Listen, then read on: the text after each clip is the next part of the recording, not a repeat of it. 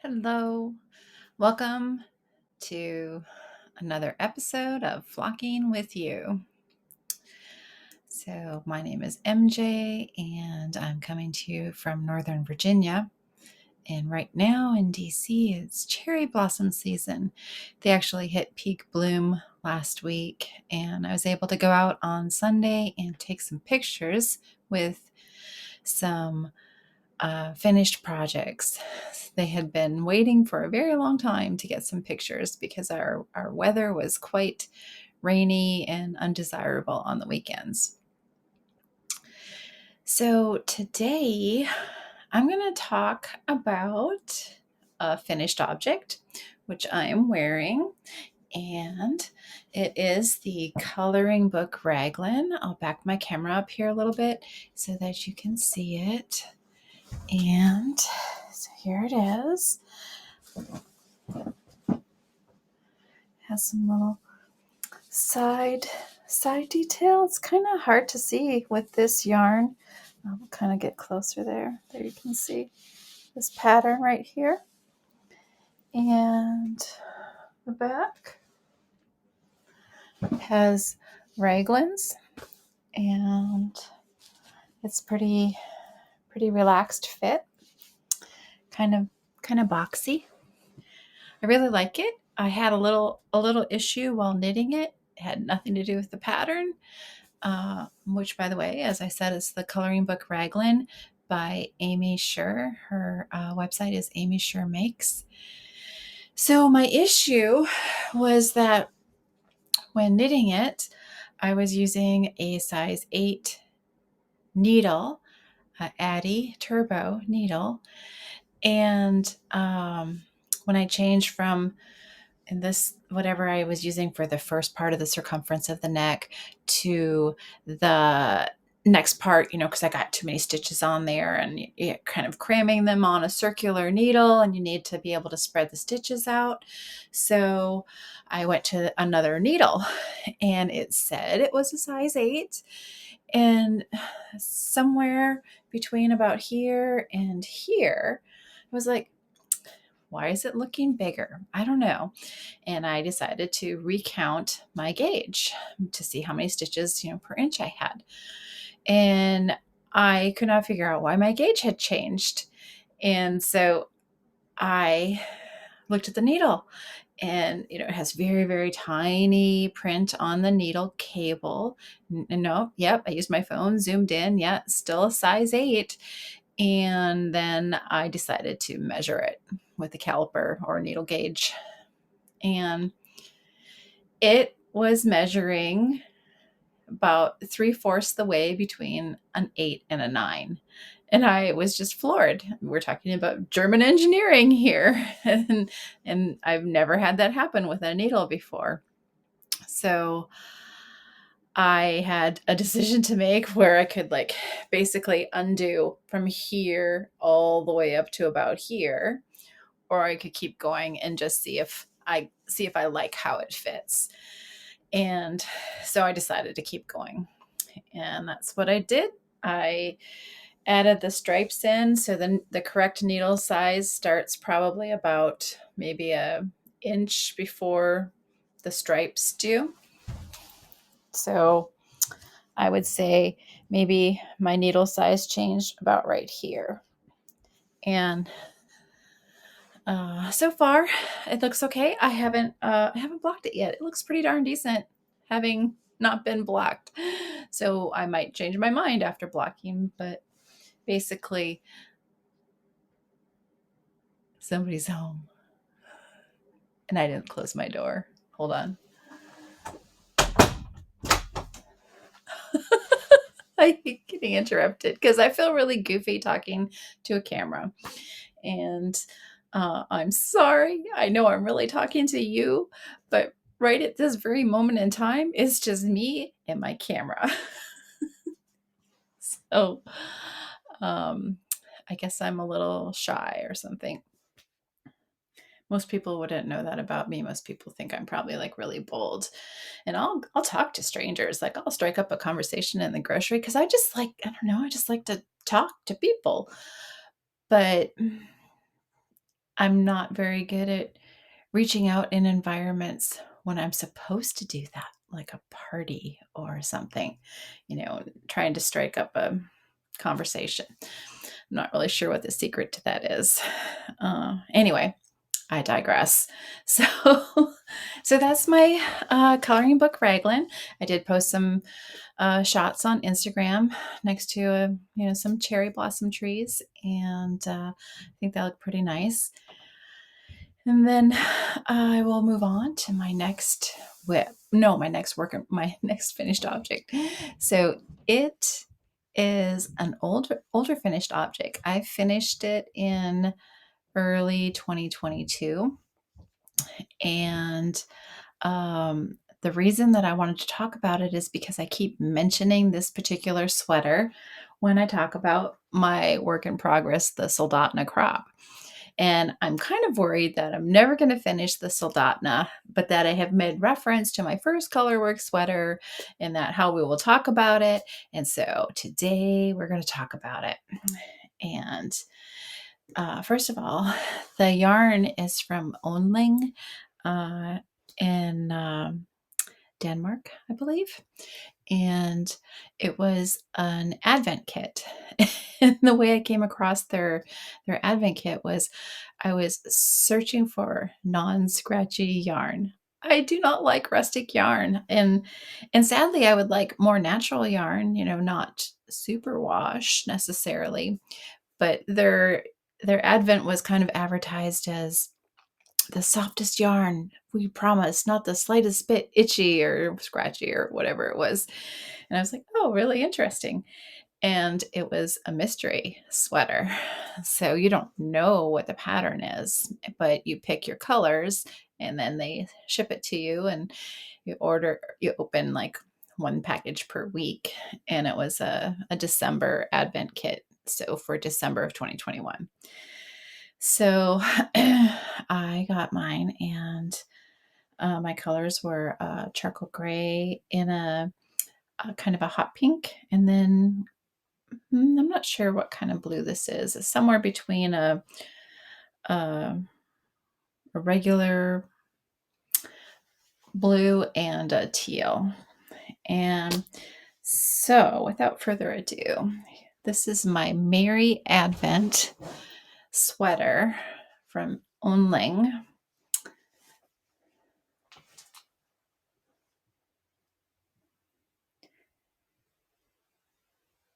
And this was my first attempt ever at color work, and I did not know what I was doing. I had to watch a lot of YouTubes, how to carry floats, what common mistakes were and whatnot. And so one of the reasons why I want to talk about this is because when I turn it inside out, you will see how my skill set changed or improved as time went on. And so I will start at the top. So this is the top. Whoops, it's kind of heavy. And you can see it's kind of chaotic there, right? Like a little messy, whatever. And the other thing was that I wasn't sure like how much slack to leave in the floats when you're stringing it along and not actually using the yarn. So like this area right here, I wasn't really sure. And so what happens is on the other side, if you make it too tight, the fabric that you're knitting gets kind of puffy because the strings behind it are too tight, the floats behind it. And I knew about this phenomena, and I was trying my best to do it right. And I still got some puffiness. And it took me a while to kind of get my rhythm and flow for how to do it. And so I started doing better. So maybe not so good right here, right? But then as I started getting down to here, I started getting better. And by the time we get to like here, these hearts, then I felt like I kind of figured it out. You're like, hearts, what hearts? Well, that's because you're looking at the wrong side, right? So that's the other side of the hearts. Okay.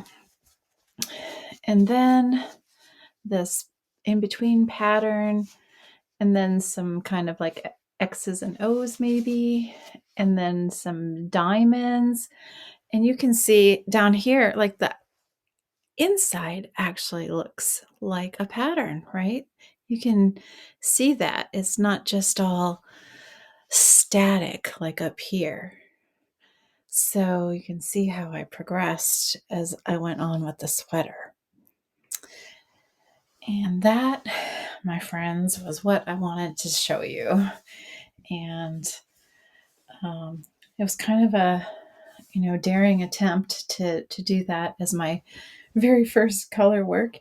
And when this bunchiness and stuff was happening up here, I could have ripped it back, right, and tried to make it perfect. But then I was at risk for not finishing. If I kept doing it over and doing it over and doing it over to try and make it perfect, I think that I would get frustrated and not finish it, or not like it, or not like the method of color work. So I just kept going and going and trying to do better and trying to do better until I got to what I would say was pretty much mastery. And there you have it. And looking at this makes me kind of excited to go back and work on my Soldotna sweater. I'm still on the fence of if I'm going to rip it back or if I'm just going to start going with the colors that I like. I'm 50-50. I really am. I haven't decided. And I don't have it right here with me to see if maybe you could help me decide. So maybe look at my prior episode and see what you think. Tell me if I should keep the purple and the booger green yarn together and just keep going or not. I'm kind of ambivalent, I guess, since I'm 50-50, which means I should just go on, right? Because what's the worst that can happen? Anyway, so enough talking about something that you can't even see. And so that was the only two real work completed projects that I wanted to talk about.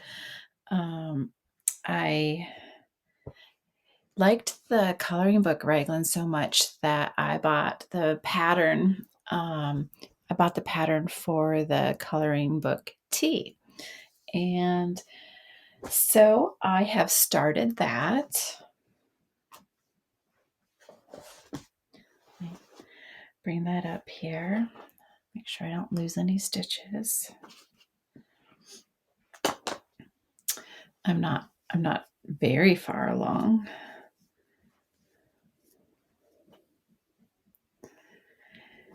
And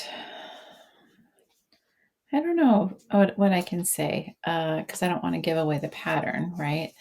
But basically, this is the beginning of the neckline, and I am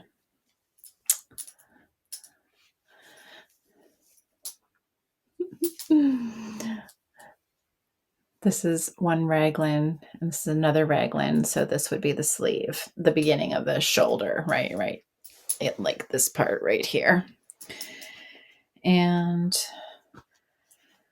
I will not put any stripes in this one, but what I did do was I will put a picture up in here of the swatch that I did, because the version of the pattern that I'm going to make has a tiny little highlighted color at the top of the collar and at the edge of the sleeves. And I picked this kind of pink and red color. And so my yarn color is a teal blue, and it has this burgundy color as a stripe.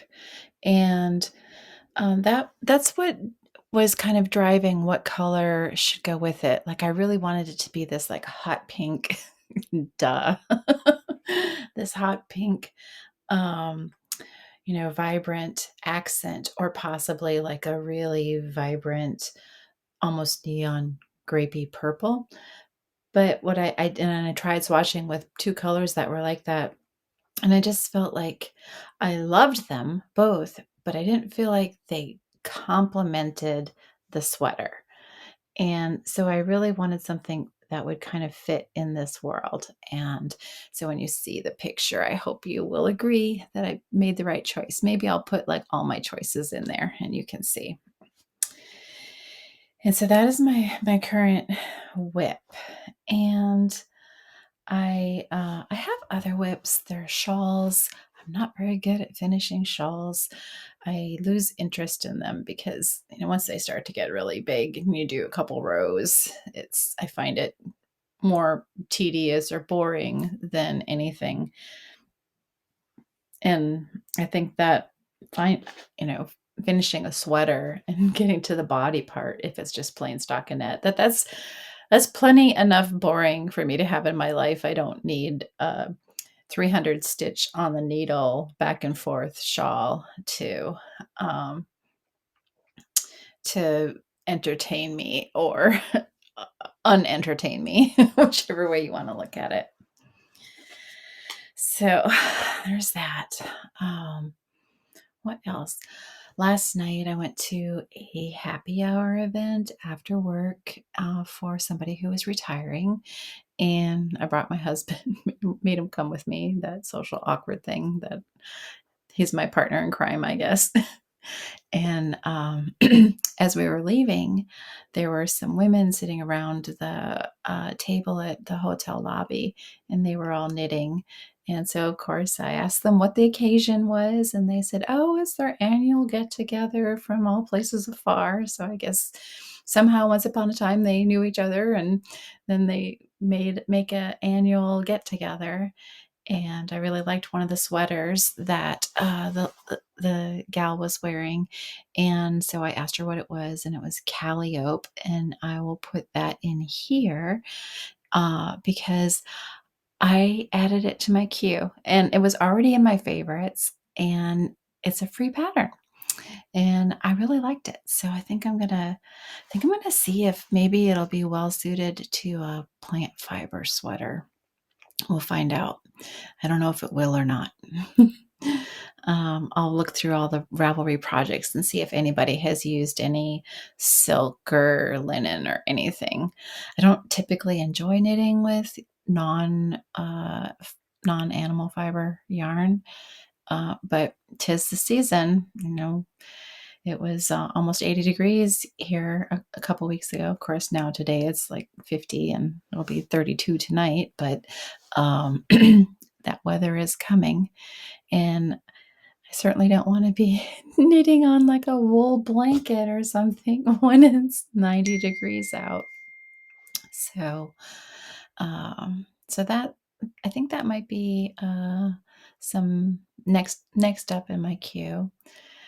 I have some socks that are whips, and I said I should finish those up too because I kind of promised them to my cousin because I made them too big for me. She has a little bit bigger feet than I do, and I really should finish them up because I'm kind of delinquent on that. And I would like to also finish my 2022 MKAL from Stephen West, the October MKAL. And, not this one from 2023 that was all controversial in the beginning, but in 2022. And I gotta say, like shawlography and prior years, they were just like crazy, phenomenal shawls with lots and lots of work and detail and strange stitches and loops and bumps and ziggity zaggities and whatnot. And I was really disappointed in the shawl pattern for 2022, which is why it is languishing as a whip. However, I like the yarn. I like my color combination, and I think I'm gonna modify it. Like, I don't know if you know the podcast Finnish Knitting Stories. Yana, she added big tassels to hers, and so I think I might do something like that and just get it finished because it would be nice to have it. I only have a couple shawls. If it's not too far away from me, I will see if I can grab it real quick.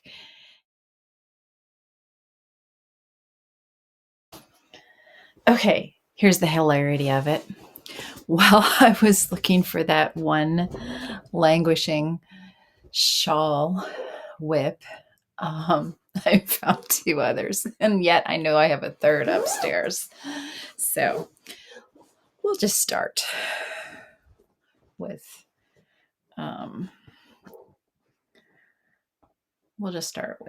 the shawl I was talking about. So this is the 2022 Stephen West MKAL, and so this is one kind of end, and I like it. It's kind of like I don't know, bloody newspaper. Isn't that awful? Kind of morbid, maybe Halloweeny. And then this middle section. And now what I'm supposed to do is do a mirror on this side of this section. And then after that, down at the bottom, there's supposed to be this section that you add on that's got a cable work going. It would be going horizontally across the bottom here. And clearly this is no spoiler alert, right? Because that was 2022. So hopefully nobody is angry at me here. These things were kind of strange. They were these like kind of caterpillar like tubes that were like this, row after row after row, and then you loop one inside the other, inside the other, inside the other, and it ends up looking like a giant knit stitch. And then this is the bottom one. And so this is the one I was thinking about hanging a tassel from.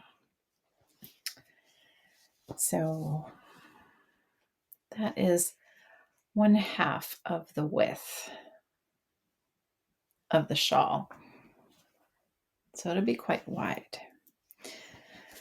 Okay, so that has been languishing for a while. And here's one of the yarns, another, and then the other. And those are all by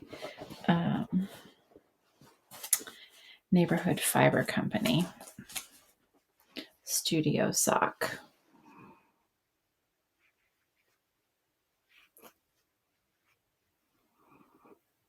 The red color was called King Street. This gray color is called Thomas Circle. And I do not recall what this one is, like Sandy Shores or something like that. I think it's supposed to look like, I don't know, some kind of like Maryland ocean theme. Okay, so that is my languishing 2022 MKAL, and I will show you another one that I found. Okay, this one is Helen Stewart. And I don't know why I stopped knitting on this. I think I was keeping up with a KAL and I was doing so good. And then I had to go out of town and I didn't want to bring this with me because I had to bring 4 colors. And then I guess I lost my mojo because I was no longer keeping up with the KAL. And I think if you've ever knit anything by Helen Stewart, her patterns are pretty cool because based on where you are, she tells you what % complete you are. And I think this is a good 2/3 of the way done. So I should really finish that too. Or I should frog it and recoup the yarn, because a couple of these are just really lovely. One is Magpie Fiber Swanky Sock, and another one is from Royal Bee Yarn Company in Pacifica, California. If you ever have an option to go to that yarn store, do it. Check their website first, because they actually have a lot of special events, and hopefully they won't be like closed for a special event or something when you make it there. But it's they have their own line, and it's a really nice shop. So, and they're very welcoming people, and I had a really great time when I visited. So, yeah. Anyway, that is Languishing Shawl number 2. I can't remember the name of the pattern, so I will put it on the show notes down below in the description. And then we have this one. I do know the name of the pattern. It is called Float by, sorry for the crinkling.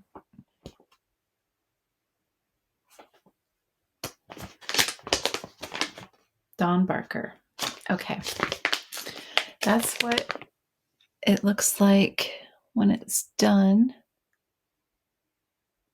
And I just thought it looked really a lot like cherry blossoms. Like, I loved that. But this is the color of yarn that I picked. And this yarn is by Yarnsnob out of StevenBe yarn store in Minneapolis. I did a special order for that pattern. And my needles are kind of crazy here. What is... Okay. So this is how big it is so far.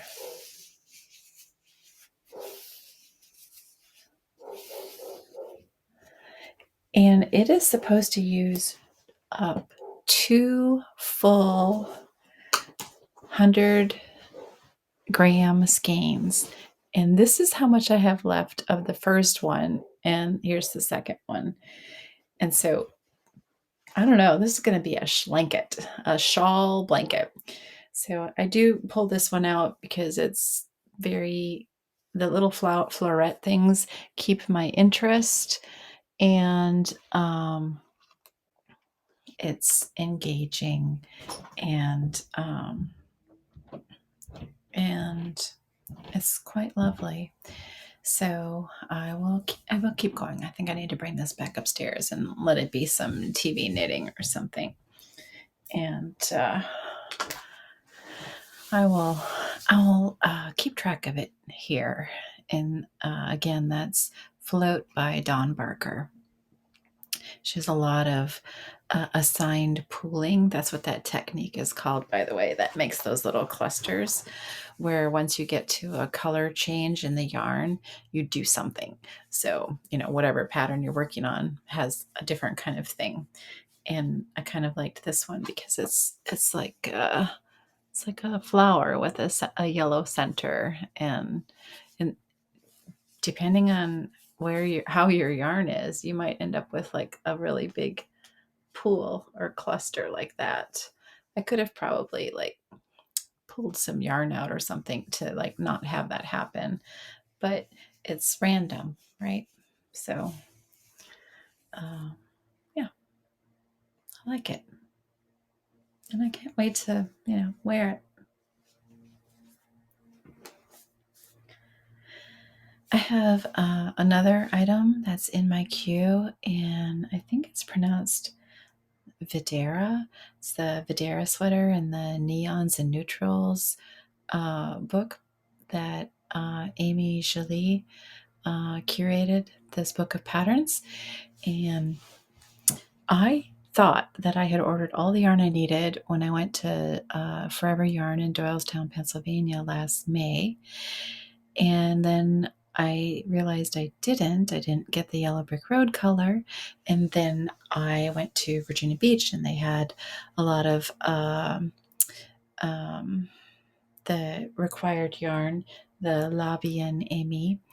And so I got some Yellow Brick Road while I was in Virginia Beach at the Yarn Club. And then I came home and I started to put all this stuff together to be a package, because I think this thing in the end takes 9 or 10 skeins of yarn. And I found out I still don't have the right yarn. And so I'm going to try and piece together the rest of what I need at an event coming up. And that was really the whole point of the story, was that the event that's coming up has Aimee from Labi and Aimee, and the event is called Yarn Centric, and it's going to be in Maryland the day before Maryland Sheep and Wool, which is the first weekend in May this year. And I'm really sad because I was so hoping that my friend from Fiber MacGyver could come to Yarn Centric or Maryland Sheep and Wool this year, but that happens to coincide with the same weekend that H&H is in Chicago. And I don't know a lot about H&H, but I guess it's more wholesale related, whereas the events that are happening at Sheep and Wool are they are more retail oriented, right? Like for people to come and buy yarn versus dyers to go and buy wholesale. So maybe 1 year I'll be able to go to H&H. I don't know. Maybe I'll tag along with Fiber MacGyver. So Yarn Centric, I will put some information about it in the description down below. And last year's event was really quite lovely. It was a timed event for, how many people can go in and shop at a time. And the tickets are based on what time you go in. And it was a fairly large hall with lots of booths. There was plenty of space to walk around, so it wasn't a crammed, tiny environment. And it was just really an awesome event and a great lead-in to the weekend that is Maryland Sheep and Wool, which I'm very excited about coming up soon. I actually registered this year for a class the week of Maryland Sheep and Wool. So I'm going to Frederick, Maryland on the Wednesday. I think it's maybe May 1st. I don't have my calendar handy, but I'm taking a class in Maryland on that Wednesday. And then I'll work Thursday. And then I'm taking, I have an event Thursday night. And then the Yarn Centric event on Friday, and then Maryland Sheep and Wool on Saturday. So I'm looking forward to all these yarny things. I need to go in with a plan because I don't want to just buy anything randomly. I have too much stock on hand. I can buy yarn faster than I can knit with it. I'm sure everybody can. And when I first started knitting, I didn't really know what I was doing. I thought I bought a sweater quantity of something, and it turns out, 4 wasn't enough. I needed 5, and so I need to go through and look at my yarn and see what I really still like and what I have a usable quantity of, or get rid of it. And so I will probably look to doing some destashing on Ravelry, and hopefully anybody who's listening to me still at this moment in time knows what Ravelry is. It's like the Facebook. They probably hate being compared to Facebook, but it's like the Facebook for all things fiber. So for spinners, weavers, knitters, crocheters, and everybody has a little profile and they have projects, and designers sell their patterns there, and you can pretty much log your whole library of stuff there. So you could have an inventory of your knitting needles there, so you know what needles you have, so that when you're at the knitting store to buy needles, you don't accidentally buy 6 sets of size number 4 because you already have 5 of them. Um, or you could, when you buy yarn, you can take a picture of it and you can log it. And a lot of the yarn is already known to Ravelry. And so it's just a matter of like clicking on a link. Like, is this that yarn? Like, yes. Okay. What color is it? This color. Okay. How many skeins do you have? I have 4. Okay. And then you save it. And then that's in what's called your stash on Ravelry. And it's very nice, especially when you're looking at a pattern, and then you can it can give you yarn ideas. Like, you have this yarn might work for that pattern. And so I try and keep my stash up to date, but I did not update it after I went to New York Sheep and Wool last fall. So I have some updates to do. Anyway, I think that is all I had to talk about. I'll throw a link to the Instagram pictures that I did in the show notes, and of my, finished objects, and then the yarn centric I said I would put in there. And what else? I will figure out what yarn for the Helen Stewart pattern and what the pattern name is for that. And then I think that is about everything that I have promised that I owe you. So I hope that things are going well and you're enjoying your knitting or crocheting craft, and that the seasons are changing and that you're enjoying that as well, regardless of, what hemisphere you're on. And I look forward to seeing you at some event in the near future, if not right back here. Thank you so much. Thanks for coming.